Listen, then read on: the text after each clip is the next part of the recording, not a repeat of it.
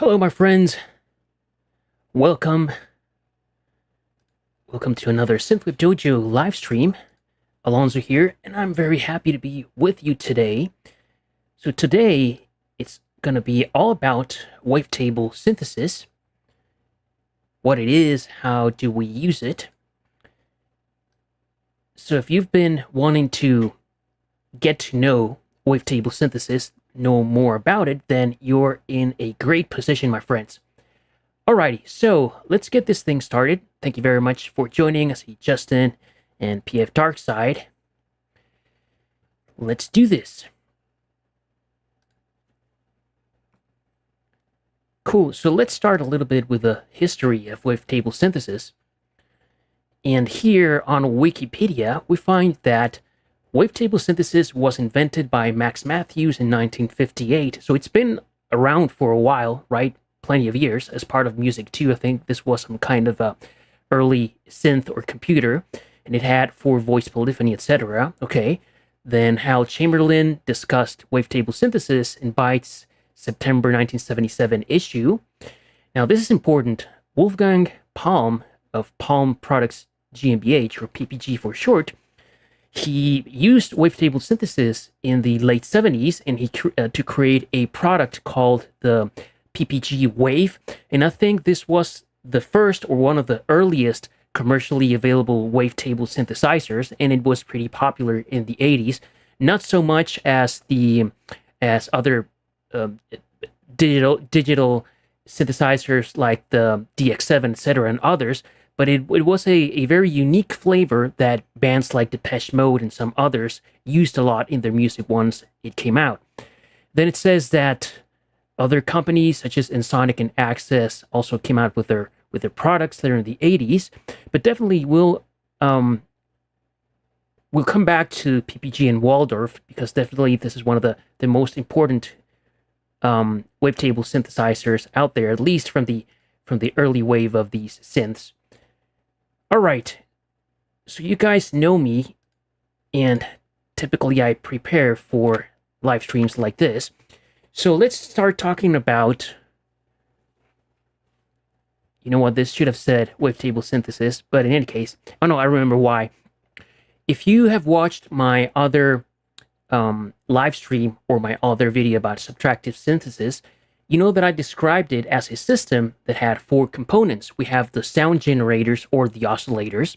We have frequency shapers, filters that they cut out the lows, cut out the highs, or cut out another band in the middle, or let a band pass. We are shaping the frequency content of our sound, and then that sound gets sent to an amplifier so we can hear it. And then we have modulators, which don't generate any sound on their own in the form of envelopes and LFOs, but they affect the sound generators, the frequency shapers, and the amplifier. So they change the way that they behave over time. So coming to wavetable synthesis, a wavetable, and we'll get into the details of this in a little bit, within the context of a synthesis system, what's the difference, or where does wavetable synthesis play a part? Well, as you can see here, I've placed this concept of a wavetable under the sound generator component, right? Just to show where it goes, and also note that the rest of the components of the system, the frequency shapers, amplifiers, and modulators, they don't change, or we can say that they are the same as within a subtractive synthesis system. So we can say that wavetable synthesis and subtractive synthesis pretty much are kind of the same thing, and the only place that they are different is in how they generate the sound, and a couple of very cool things that we can do when we're generating the sound. So if you understand filters very well, if you understand the amplifier, and if you understand modulators such as envelopes and LFOs, then you'll have no problem at all exploring and using wavetable, because the only difference is how the sound is generated, but all the other elements of subtractive synthesis apply to wavetable synthesis. Great, so getting to the heart of the matter, wavetable synthesis uses wavetables. think of a wavetable as a group or a list of single cycle sampled waveforms to generate a sound. A subtractive synthesizer, on the other hand, uses an oscillator to generate a harmonically rich but simple waveform like a sawtooth, square, triangle, etc. So a wavetable, instead of just being a sawtooth or a square or a triangle, think of it as a group or a list of single cycle sampled waveforms. So inside a wavetable, we have many of these single cycle sampled waveforms, which is different than just picking a simple sawtooth or a square or a triangle wave in a subtractive synthesizer. Again, so it's a group or a list of sampled waveforms. That's our first difference. Then wavetable waveforms are typically more complex and richer than standard analog synthesizer waveforms. Standard analog or subtractive synthesizer waveforms, we have the sawtooth, the square, the triangle. We have a sine wave, and that's pretty much it. Well, you say we have a pulse, but the pulse is a kind of square wave, right? So all in all, in subtractive synthesis or in analog synthesis, we have four kinds of shapes: what sawtooth, square, triangle, sine, and let's consider pulse another one. So that's five kinds of waveforms. And they're very simple. They're rich in harmonics, but they're simple. With wavetable synthesis, you can capture and create a wavetable with any sound that you want, right? So wavetables can be made from sampled instruments, from samples of real instruments. You can sample a marimba, you can sample a piano, you can sample a glass as it hits the ground and shatters into 1,000 pieces. Anything that you can capture, you can turn into a wavetable. So that's another difference. Wavetables and the waveforms inside them tend to be way more complex and way richer than standard analog waveforms. So just by selecting any kind of sound from a wavetable, right from the get-go, you will hear a difference because the sound is more complex. And many times you can't really put your finger on it because does this sound like a pulse or a square, or does it sound like a wave, like a sawtooth wave? No, it's like a combination of all of them. And yeah, it's because wavetables and the samples inside them, these single cycle sampled waveforms, they can be captured from nature, that they can be captured from all other kinds of instruments or just made up sounds, right? So this is very cool. A wavetable synth lets you do a couple of things that you can't do on a subtractive synthesizer, a normal standard analog synthesizer. And when it comes to wavetables, remember, a wavetable is a collection of waveforms. And in a wavetable synthesizer, you can select with a knob or whatever control that's called position. You can pick which of the waveforms you're going to use as the basis of your sound. There are wavetables that contain 256 waveforms inside of them, depending on the synth. On other synths, the wavetables could include a few dozen or 100. It varies from synth to synth. There's no standard in how many waveforms are contained inside a wavetable, but I can tell you, for example, if you look at this diagram or this screenshot here at the bottom, this is a wavetable, what we're looking at from a 3D perspective, and each one of these lines is one of these single cycle waveforms, one of these samples. So you can see how many lines does this thing have, possibly over 100, right? And if you look at all these waveforms, they are not the same. Check out the frequency content on the waveforms here at the beginning have these huge spikes, whereas the ones towards the end seem to be more flat, right? So inside of a wavetable, the waveforms themselves can vary a lot, right? If you think of it, let's say that this wavetable was made from capturing a mallet striking a marimba note. The marimba note at the beginning will have a lot of transients, a lot of high-end information. In that envelope, in terms of frequency and in terms of amplitude, will change over time, right? So if you capture 1 second of a marimba strike, maybe this is it, right? It reflects how the waveform changes. And like I said, on a wavetable synthesizer, you can pick and choose which is going to be your starting waveform from the wavetable, and always you will have the option of changing which waveform you're using in your sound, like dynamically changing it via the use of LFOs and envelopes. And this is the key thing. Once we get into making a few sounds, right, you can think of wavetable synthesis of just picking a standard waveform that sounds different, right? But the magic is when you modulate, or when you go from one waveform to the next, and you could modulate the entire 200 and plus or whatever waveforms inside the wavetable, and this creates a lot of movement inside of your patch without using any other control. So the timbres and the textures are different because you're modulating through a bunch of these waveforms inside just one wavetable. Great.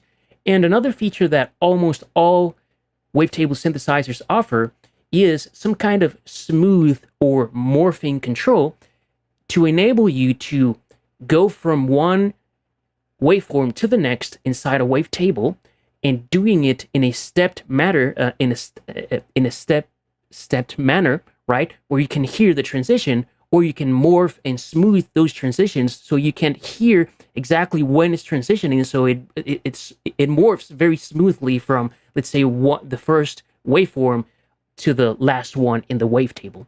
And some wavetables, I just said some because I'm not sure if all of them do, but plenty of them allow you to upload your own wavetables, which is super cool. And you can purchase a lot of wavetables out there in the market. You can search for wavetables on Google, and you'll find plenty of them for free, plenty of them you can purchase that are commercially available. And you can sample your own sounds, your own instruments, whatever, and turn them into your own custom wavetables. And this is really cool because no one else will have these kinds of sounds except you. So it opens up a lot of possibilities that a standard subtractive or analog synthesizer doesn't present itself. Typically, let's say a Juno comes with a choice of sawtooth waveform or square, right? And then, yeah, it has a pulse width modulation, but you can't create your own waveforms and upload them to the synth. Pretty much that's what you get. So wavetable synthesis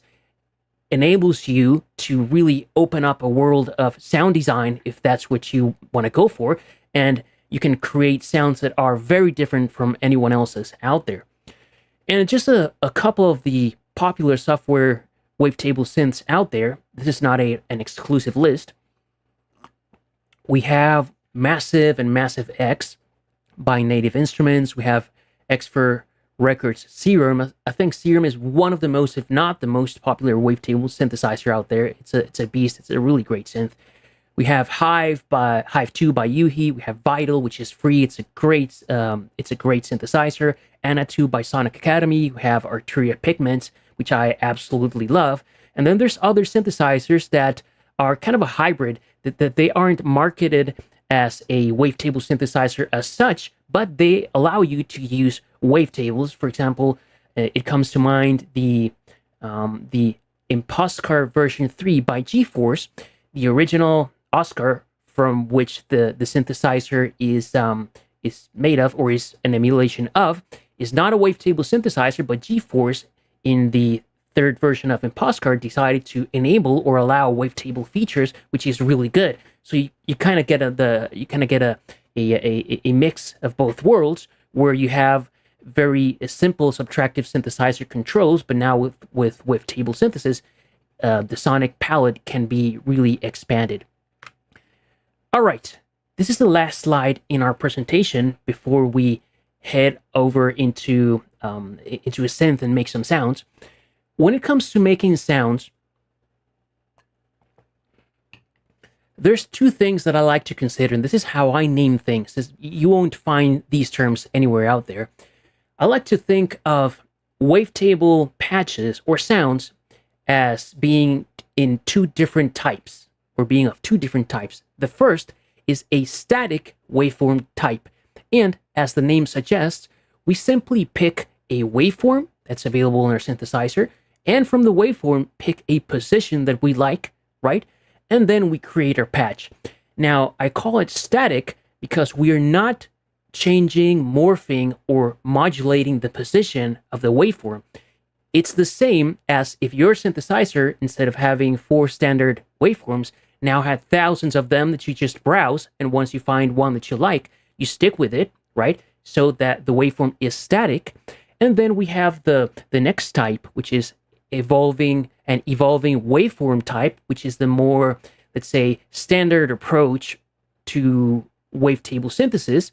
And you pick a waveform from the wavetable, and within your patch, you modulate or evolve the position of that waveform using envelopes and LFOs. And this is very interesting. And then when we're making the sounds, I like to think of 2 approaches. The first approach is what I call a freeform approach, where we simply start browsing the wavetables. We start trying them out and see which ones we like. And once we find something that is interesting, then we start making some kind of a patch without any direction of where we're going. We're just trying to follow our intuition and come up with something interesting. So that's the freeform approach. The next approach is the substitution approach, and this is the one that I recommend for beginners of wavetable synthesis, and is to create a kind of sound, a kind of patch that you're familiar with on a subtractive synthesizer. For example, some kind of pad using sawtooth waves, or some kind of bells patch using a square wave or a pulse width modulation patch, or a plucky chords or something like that. And then when you have your sound, the way that you the way that you're used to making it, then substitute the standard waveforms for something more interesting from one of the wavetables and apply some kind of modulation. So I find that really helpful, especially if you're a beginner in wavetable synthesis, to use the substitution approach. All right, my friends. So before we head into the synthesizer and talk about all of these sounds and all of these things, I'm going to check here if we have any questions so far, any comments. All right, I don't see any coming in. So cool. What you're seeing here is, this is Pigments by Arturia, and I've already enabled a default patch. I'm not gonna cover all of the features and capabilities of Pigments because this video is not for that, but I'm gonna try to cover what's important when it comes to wavetable synthesis, and we're gonna be making a few patches. Great. So here in Arturia Pigments, we have a few synthesizer engines, and I'm gonna pick the Wavetable engine.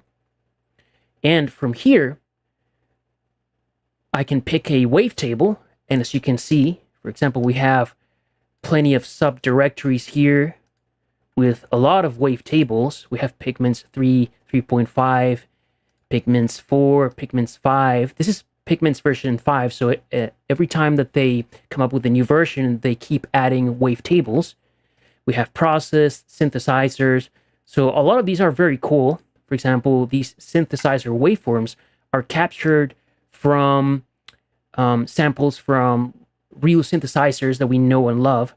Possibly this acid is from the Roland TB303. Then we have like Minimoog waveforms, Microbrute, and like possibly this one's from the Prophet VS, and so on and so forth. So right off the bat, you can see that we have a lot of choices, and like I said, we can import our own wavetables in here. So I'm just gonna pick something randomly, and let's see where it gets us. I'm gonna go with this FWM wavetable, and this is how it sounds right out of the gate, which is nothing too special. So let's talk about some of the wavetable features that we just discussed a few minutes ago. So I have picked a wavetable. We're looking at the 3D display, and on this synth, I can go from the 2D display to 3D. I have picked a wavetable, but inside this wavetable, I have this position control, and I can pick... Let me get rid of this morph. All of these positions inside this wavetable, and check out how different they sound.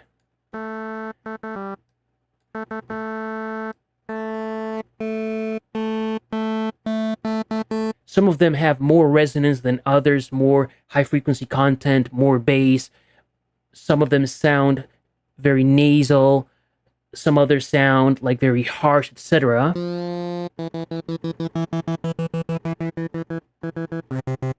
Okay, so let's say I want to pick any of these wavetable positions, okay? And the morph control, or the smooth control, what it helps us do is, as we scroll the position, as I turn the slider, watch that we get a smooth sound, as opposed to this. Without the morph. With the morph, we get a smooth transition. We're not straight jumping from waveform to waveform. There's a complex process that kind of knows where you're going and where you're coming from, and it changes the waveform to get from A to B in a more smooth manner. Okay, so we covered the position control, and we covered the morph or smooth or whatever it's called in your synthesizer.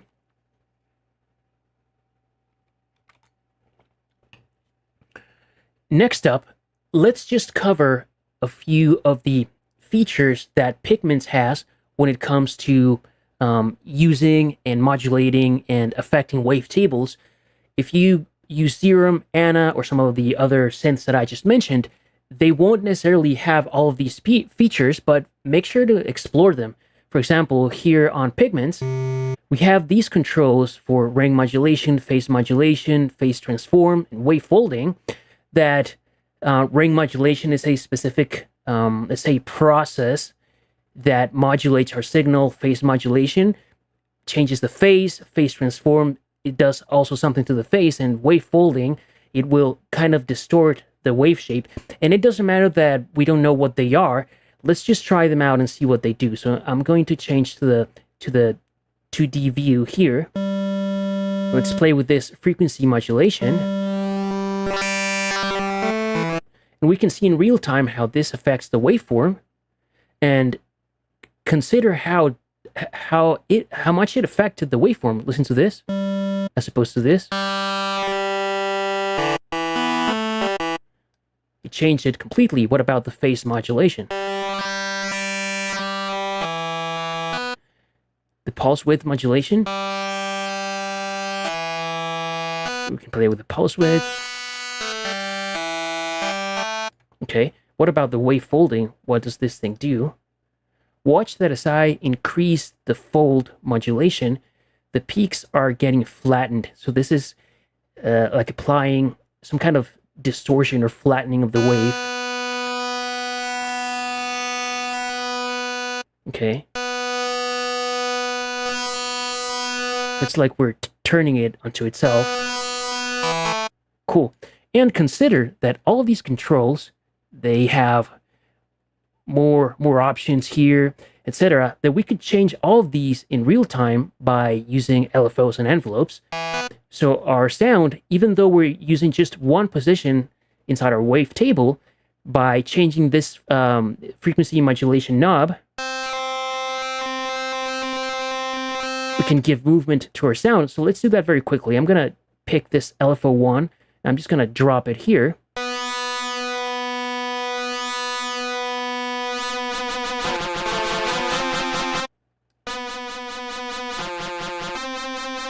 Great. And of course, I can pick a different shape when it comes to the LFO that I'm using, a different rate, sync it to the tempo of our music.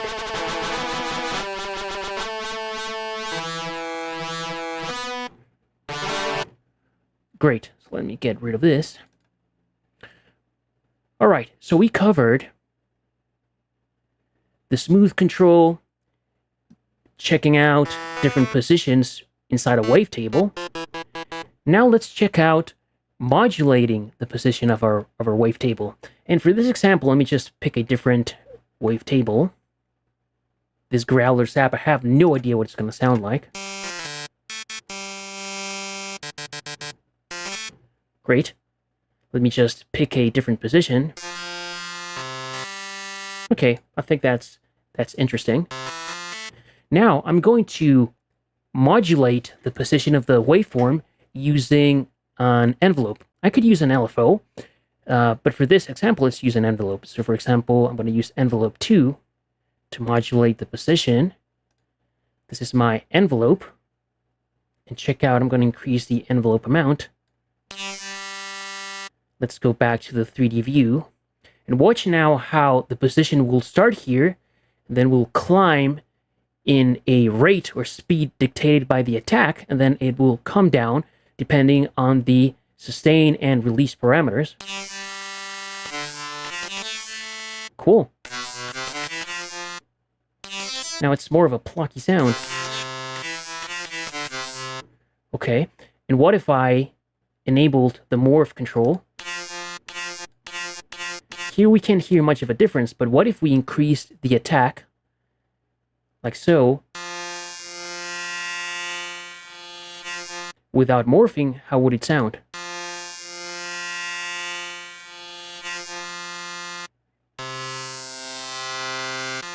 With morphing.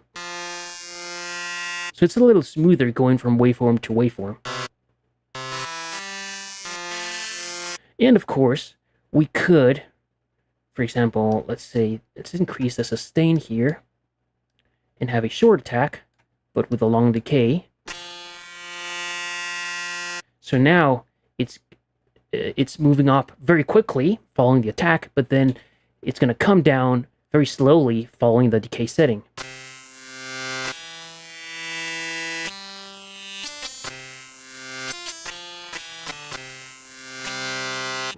Great. Now let's use an LFO to modulate the position. Let's use LFO 1. And right out of the gate, you can see how the LFO is modulating this in terms of depth and speed. So we can get that feedback in real time on this synthesizer, which is pretty cool. I think Serum and Anna and most of those also show you how the modulation is acting on the waveform in real time. But let's slow this down. And let's use a little bit less of modulation.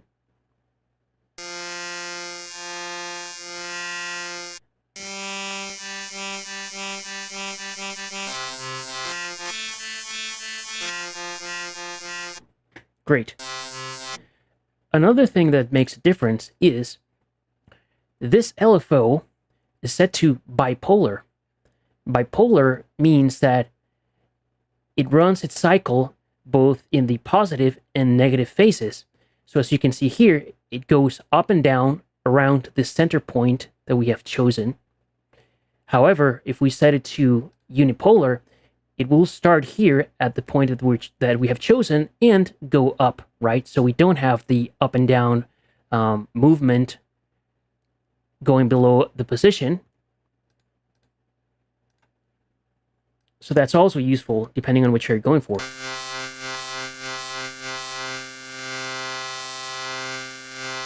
Like if you wanted your position to only hover around, let's say this place, not to go up and down so much, we can use the position control to set the position where we want, and then we'll make the movement less extreme. Cool. Whereas with bipolar,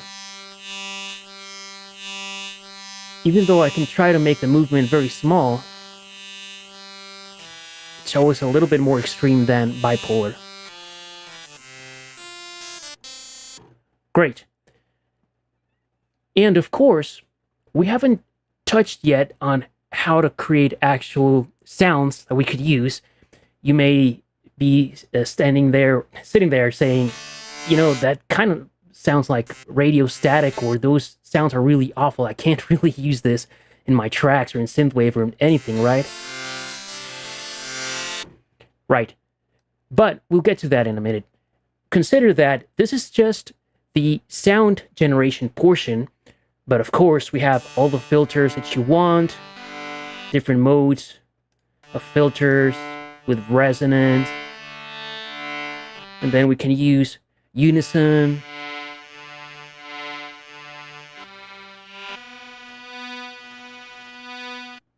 and stuff like effects, obviously. For example, chorus and delay.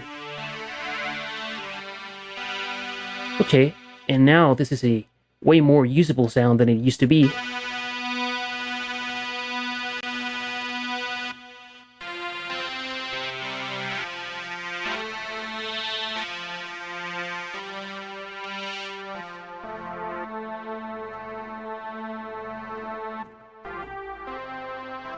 And hear how it sounds very different from standard subtractive synthesis, and that's kind of the beauty of Wavetable, that it kind of reminds you of subtractive, but not quite. The textures are very different, and it doesn't sound quite like FM either.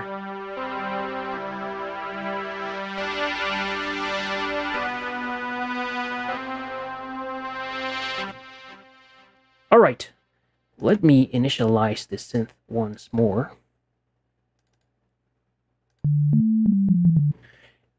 And let's start to make some patches. Let me see if there are any questions here. See Jax, Pentosonic, Crystal Metropolis, Panagiotis, Fabio. Hey guys, thank you very much for being here. If you remember, we talked about two types of wavetable synthesis and two approaches. We have the static type and the evolving waveform type, and then the freeform approach and the substitution approach.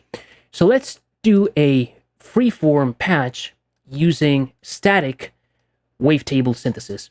So for this, and one of the things that took me a while to wrap my head around is that once you apply filtering, processing, and modulation, the waveform that you start out with will sound very different. The same as with subtractive synthesis. If you start out with a simple sawtooth waveform and you apply a lot of modulation and a lot of processing, it will sound very different.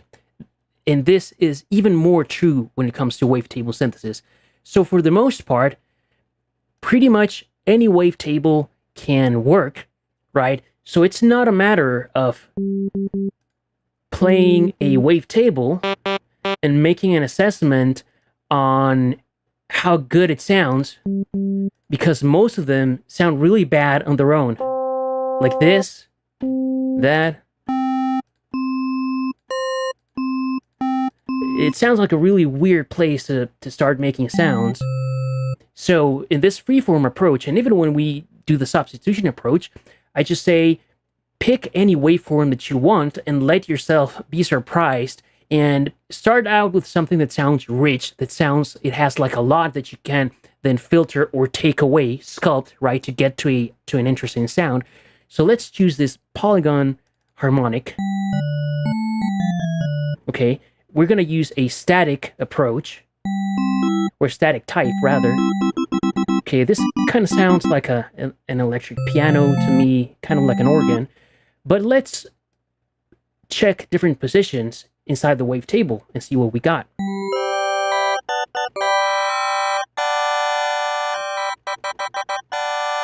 Okay, and listen to how different this position sounds compared to this one. They're super different.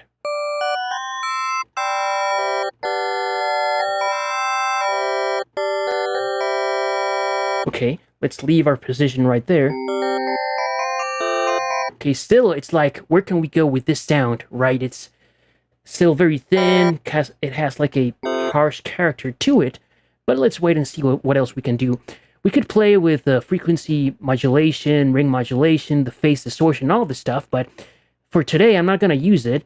Let's just focus on, let's say, normal subtractive synthesis processing or methods that we can do on this sound. So we have filters, we have modulations, and we have effects. First of all, let's try using a filter. So I'm going to set this to a mini type. Okay, we're getting somewhere.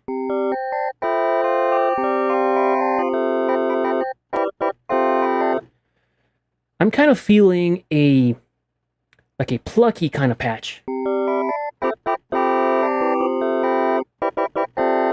Okay, so let's head over to the envelope section. And this is the envelope that is hard-coded to control the VCA or the amp. So let's bring the sustain down and let's increase the decay so we can get a plucky action on this thing.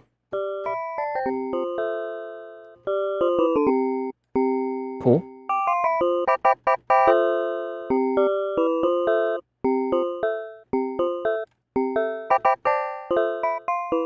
Okay, interesting. Nothing out of the ordinary. Let's say what else we got. Oh, we have unison. Unison and chorus is one of those things that can really transform a sound. So let's give it a shot. Let's use 3 voices of unison.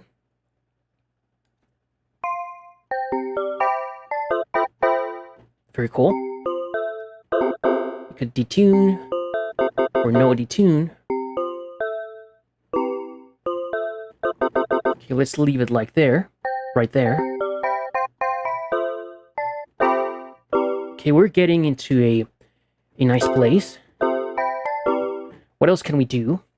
Certainly, we could move the filter by using an envelope. So let's do that. Let's assign envelope number 2 to the filter cutoff. And make this pluckier. Cool.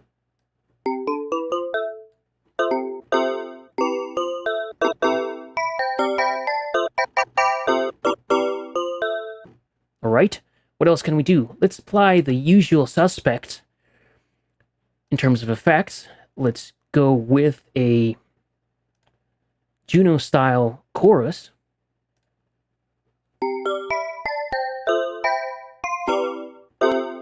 Very nice. What about some delay?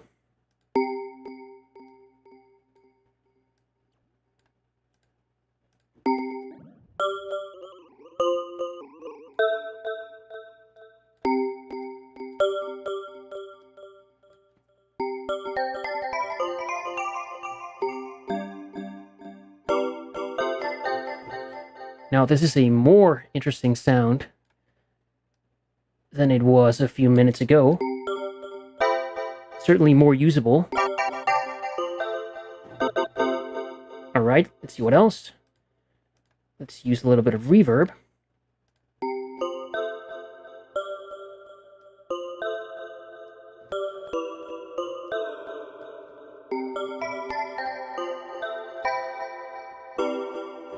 Cool. Now, this sounds like a plucky electric piano of sorts. Not quite, but familiar. Oh, this is very cool.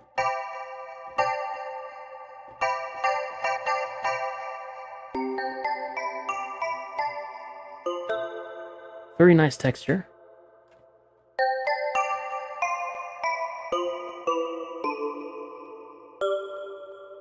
Okay, and what if we played with a position? Let's pick another position. Now that we are in a spot that we like, this is a very usable sound, but let's pick a different position.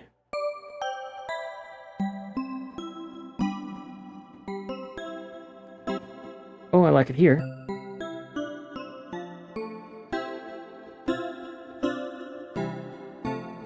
Let's open up the decay a little bit. And increase the release.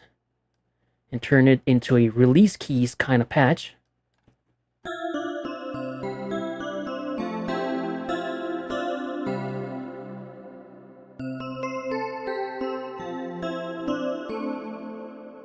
Very cool. Definitely we could use this on a track.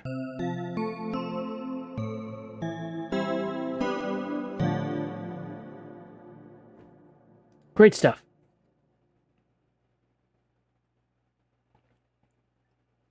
I see here a question from Panagiotis. Is there any fundamental difference between a wavetable engine and sample engine?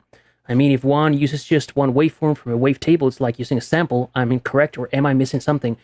I'm glad you asked that, because as I was researching this this tutorial or preparing for this live stream, I found that exact point being mentioned everywhere. So the difference is this: if you have a sample-based instrument, a sample is typically longer than just one single cycle of a waveform. So for example, if you sample a marimba, let's say you capture a 1 to 2 second sample of that sound, right? That's 1 and 2 seconds, between 1 and 2 seconds or whatever. So it's super long. And then inside the synth, you get to choose whether it is played forward to back, back to forward, and or forward back and back again, etc., or how it's going to loop, right? So it's using that long sample to create the sound. Whereas in wavetable synthesis, yeah, you can capture let's say a marimba sound, but you're slicing it and chopping it up into different bits, okay? So when you play it, you don't necessarily hear a marimba sound. So this wavetable that we're using here could have been sampled from a marimba.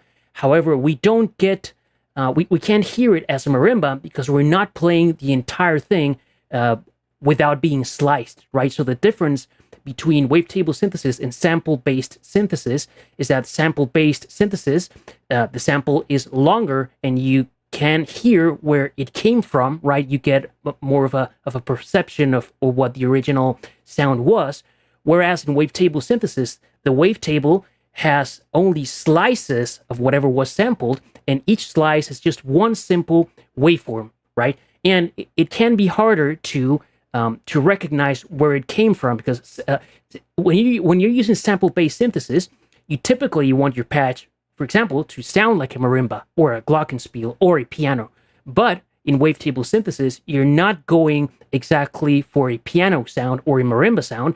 You want some of the characteristics inside those waveforms and use them to create and generate completely and entirely new sounds. So that's the difference in the approach, that with sample-based synthesis, you're going for something real, something that you can relate to, whereas in wavetable synthesis, you're just trying to create a sound from scratch, and it may not have any link to anything real. And from a technical perspective, sample-based, the samples are longer, 1, 2, 3 seconds or whatever, whereas wavetable, you're chopping up the sample into slices, and you're just playing one single cycle waveform from those slices. So that's the main difference.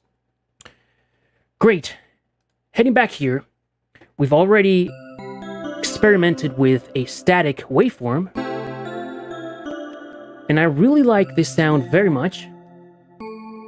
And in the spirit of discovery, let's see what would happen if I were to pick a different wavetable rather. So let's go with something else, maybe here on Pigments 5.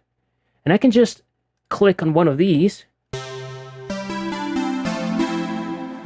Oh wow, super different from the other one. What about this fake sync? It's got an interesting texture to it. Noise dispersion,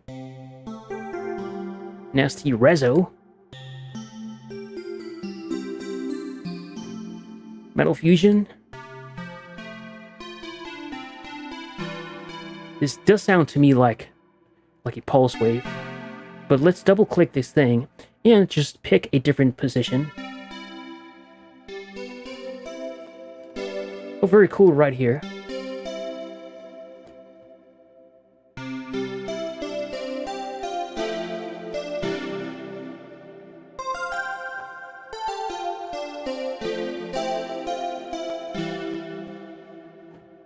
Lovely.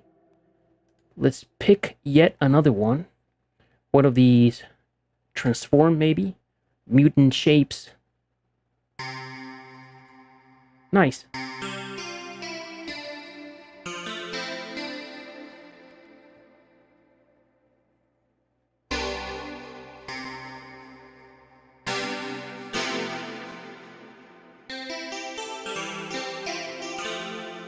Very cool. And of course, what if we were to change this into kind of pad?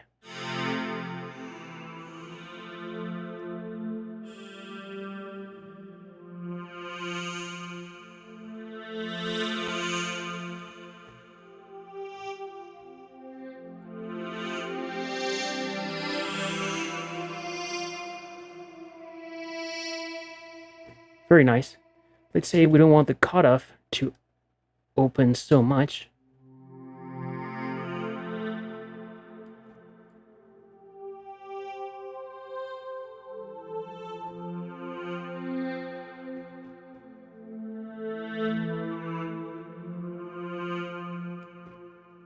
Very nice. And again, listen to this. It sounds familiar, but not quite. In terms of the texture. What about a different position?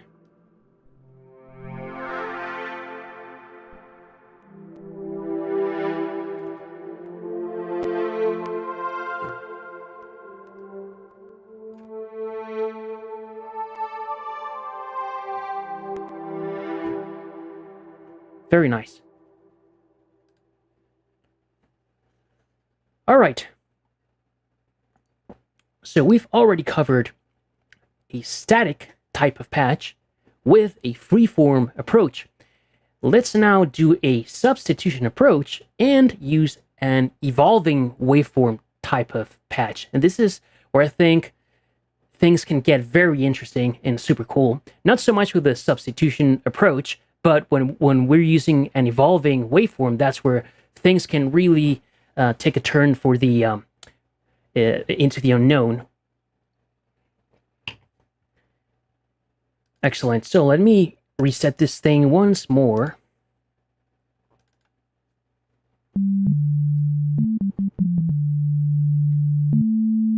Okay, let's say I want to create a lead kind of patch. Okay, and I want the lead to have glide, and I want the lead to have a lot of movement, to be very interesting. Great. So we're going to take the substitution approach, and first of all, what I'm going to do, by default, I have this basic waveforms wavetable selected. So what I'm going to do is change the position without morph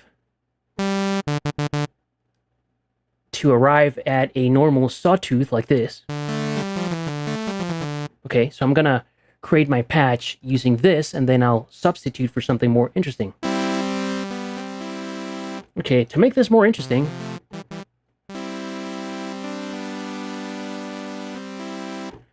let's add another oscillator. Well, I'm not gonna do that. Let's add a little bit of unison. Let's go with 3.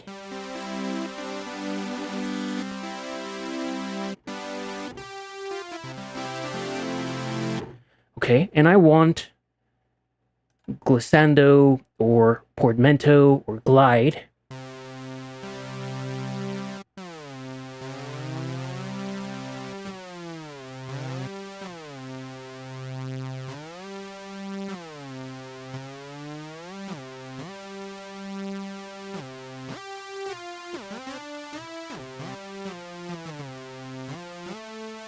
All right.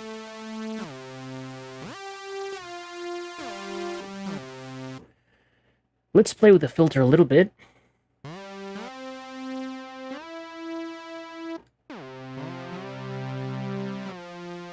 Okay, let's add some effects. Let's add a little bit of chorus. Juno style chorus. Okay. Let's turn this into a monosynth. I forgot to do that at the beginning. Where's that keyboard? Oh, down here. Okay, mono.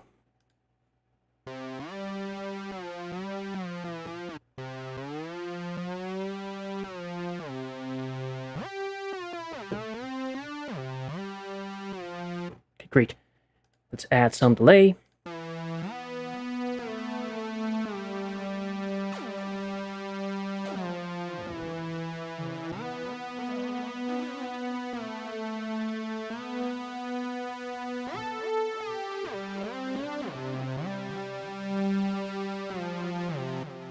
some reverb.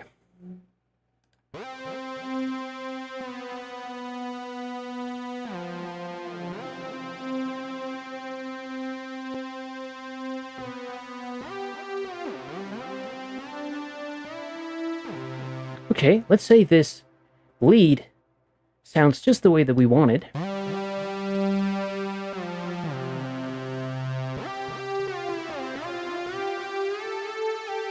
Okay, now let's substitute the wavetable for something more interesting. And I think whatever we pick will work. Blown square.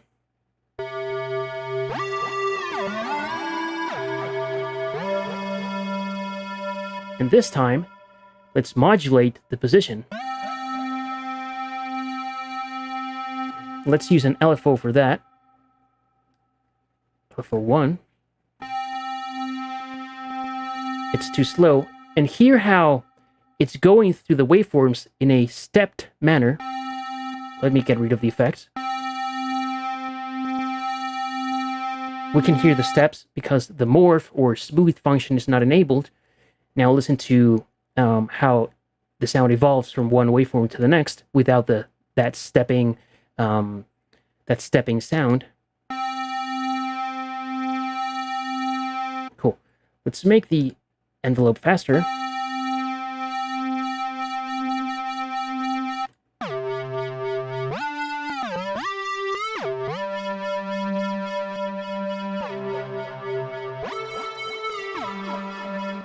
What if we changed the shape of our LFO? What about a sawtooth wave?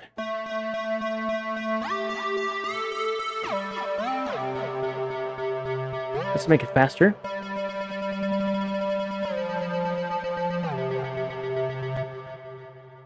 It's set to bipolar. What if we changed it to unipolar?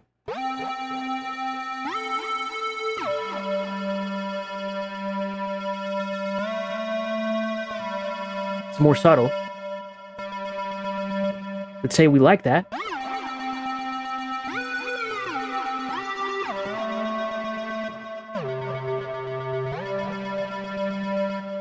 Great. Now let's do this. It sounds pretty cool. Just for fun, let's pick another wavetable.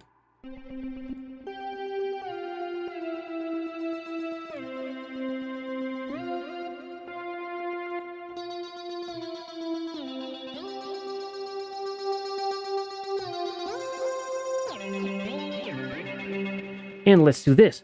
Let me slow down the LFO.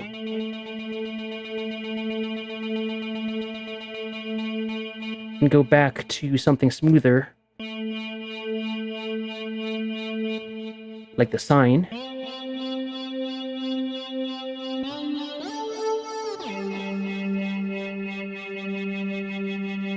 And something we can do is now modulate the speed of the LFO with an envelope. And this is the kind of cool thing that most of these wavetable synthesizers that are available, not only do they have obviously the wavetable synthesis capability, but typically, since they are modern synthesizers, they will have a lot of modulation options. They will have plenty of envelopes, plenty of LFOs, and plenty of other stuff where you can combine LFOs and envelopes to create shapes, custom shapes, and rhythms. And I think that's also the really cool thing about these modern synthesizers like Serum, Anna, Massive, Pigments, etc.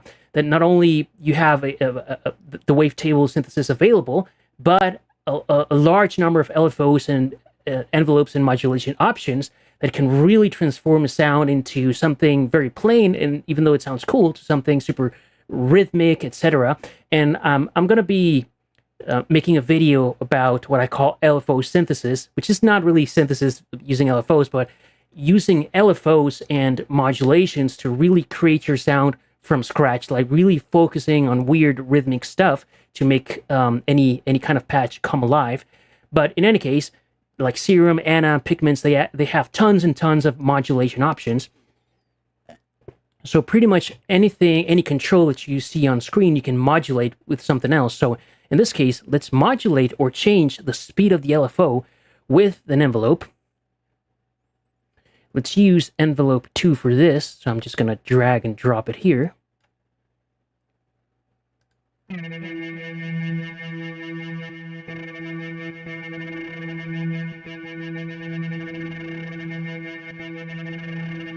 Cool. So watch that as the envelope runs its cycle, right? As it climbs the attack and comes down, here is where the speed or the rate of the LFO is increased and then decreased. So it could be something kind of slow like this, or super slow, or very quick, or instant.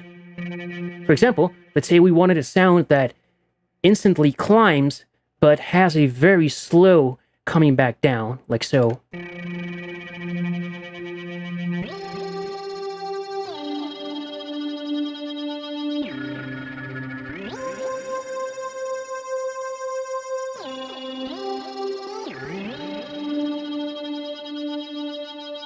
Nice, right? So if we take a look at the LFO rate knob, see how it's modulated by the envelope. You can see here how it jumps and then comes back down.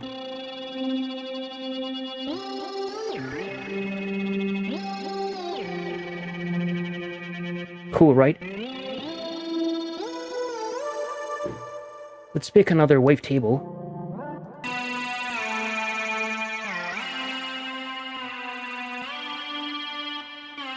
Okay, let's say we don't want something so intense.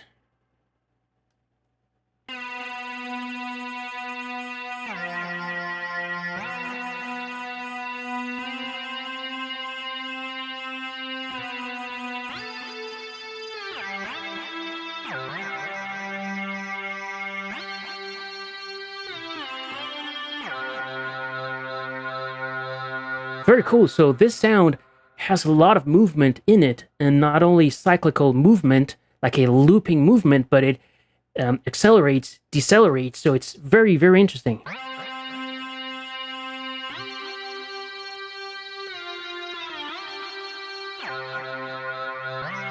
This kind of synthesis using these techniques can really transform very simple sounds into sometimes otherworldly sounds, or some other times, if you don't go so extreme, sounds that are very familiar but just have a touch of something that we can't really put our finger on.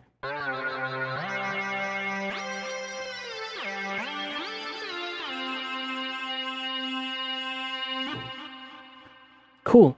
Let's just try out one more thing. For example, here, okay, so we talked about the substitution approach, and let's do one more substitution approach patch before we call it a day. Oops, so here's our default patch. Okay, I'm gonna set this to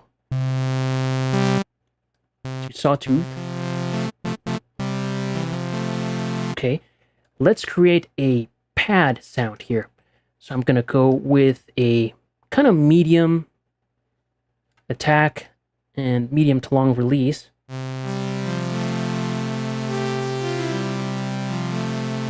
Let's bring down the cutoff.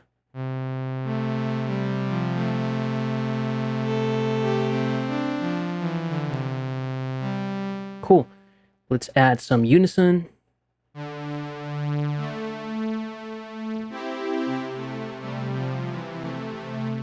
So far, all of this you can do on any subtractive synthesizer, but we'll get to the cool part in a second. Okay, a little bit of chorus, a little bit of delay.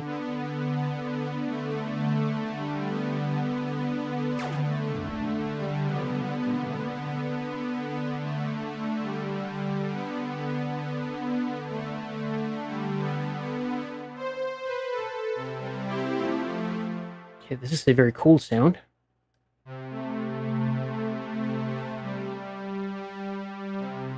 But let's do this. Let's add an LFO to modulate the cutoff. So let's place the cutoff here. And I'm going to use LFO 1 to modulate this. And I'm going to make it faster.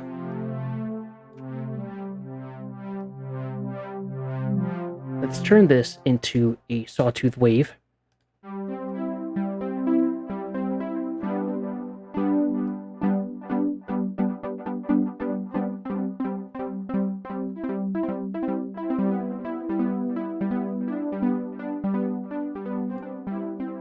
Let's get rid of the delay for a second. And all those repeats are coming from the LFO controlling the cutoff.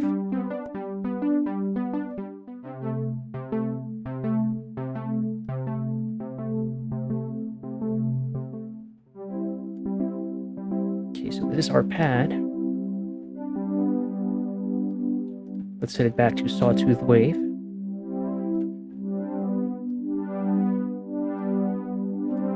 Okay, and now let's substitute for a wavetable. And which one? It doesn't matter. Let's use this dusty guitar.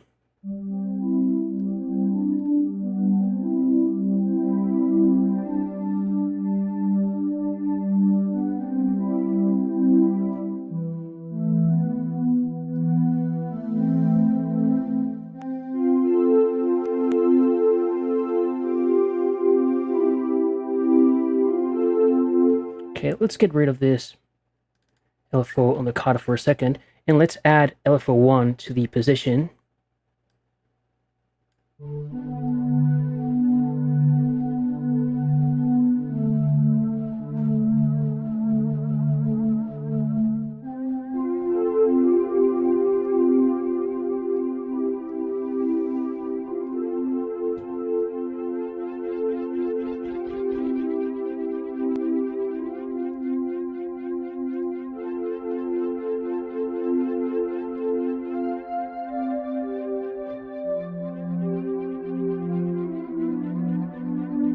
Cool. Another thing that we can do is, let's use a function here on Pigments, which is, you can think of it as a custom LFO or a custom envelope. So let's turn this thing into an LFO, but let's use some kind of rhythmic shape, like, I don't know, rhythmic 1, and let's apply this thing to the filter. Well, let's apply to the position, rather.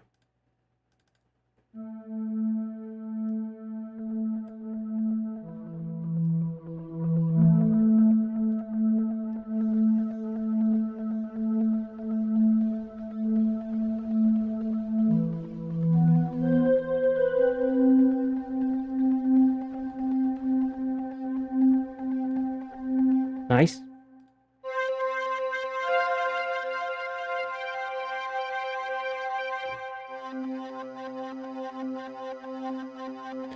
So just by holding down one key, we can get this very rhythmic pattern.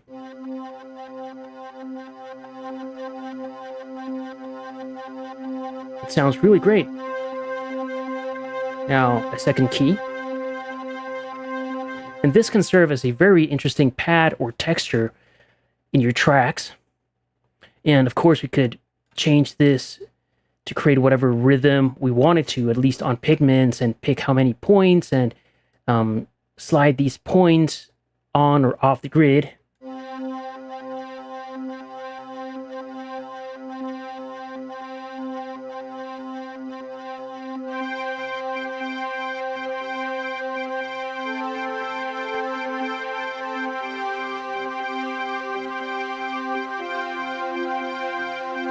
And this is the land where you can't really do this with an emulation synth like a, let's say, a Juno or Prophet or Jupiter. You can never do this kind of thing.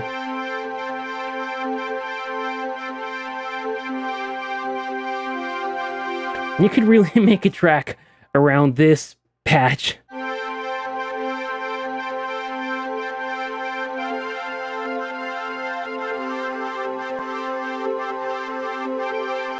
Right? Like I said, you can do this as extreme or as subtle as you want. So if you just want to use a little bit of wavetable synthesis to spice up your sounds a little bit without going too crazy, you can do that.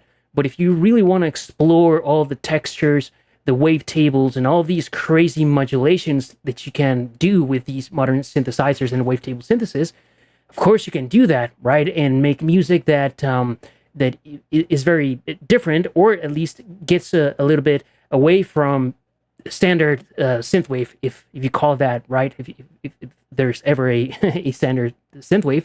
But certainly it can help you create new sounds, new textures that could inspire you to make music differently. All right, my friend, let's see where we are.